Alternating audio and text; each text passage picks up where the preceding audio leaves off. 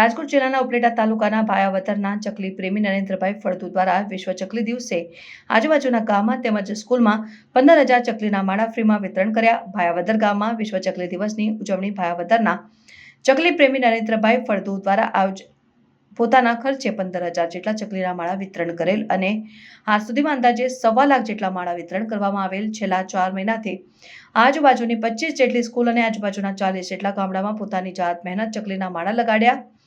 ચકલી પ્રેમી નરેન્દ્રભાઈ ફળદુ દ્વારા વિશ્વ ચકલીની દિવસે એક સુંદર વાત કહી કે દરેક માણસ પ્રકૃતિના ઋણમાં હોય છે ને એ ઋણ આપણે પંખીની સેવા, વૃક્ષોની વાવે, ઘાયલ પંખીને નજીકના સારવાર કેન્દ્ર સુધી પહોંચાડી ઋણ ચૂકવવું જોઈએ। આ વિશ્વ ચકલી દિવસે નરેન્દ્રભાઈ દરેક લોકોને એક અપીલ કરે છે કે આપણે વિશ્વ ચકલી દિવસ એક દિવસ નહીં 365 દિવસ ઉજવશું। આપણા આ ઘર આંગણાની રિસાયેલા ચકલી ફરી આપણા આંગણે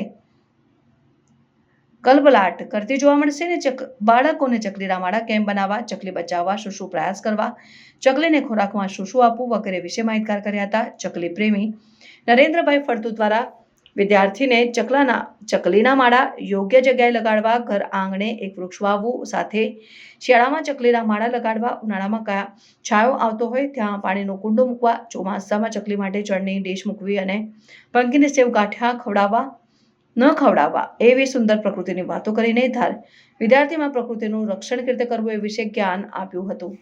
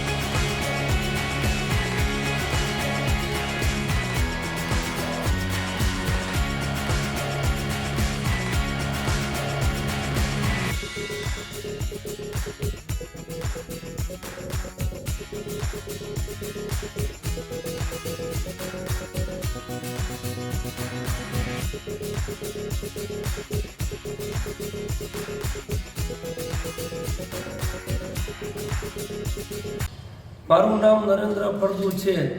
20 માર્ચ એટલે વિશ્વ ચકલી દિવસ।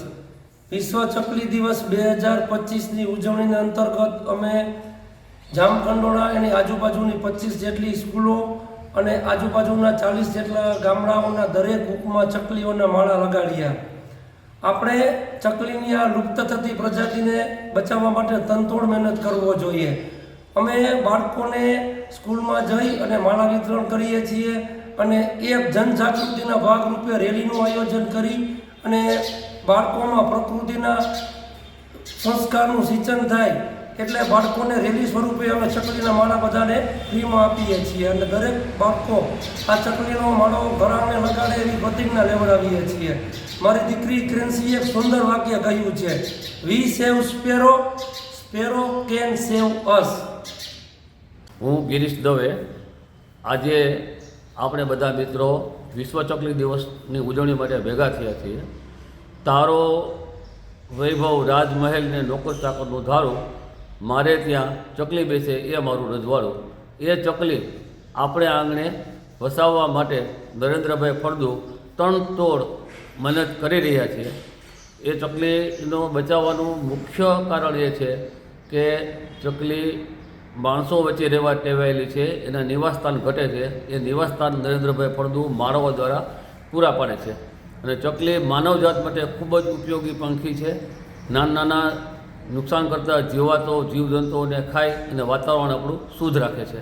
તો આ ચકલીને બચાવી માનવજાત પણ બચશે।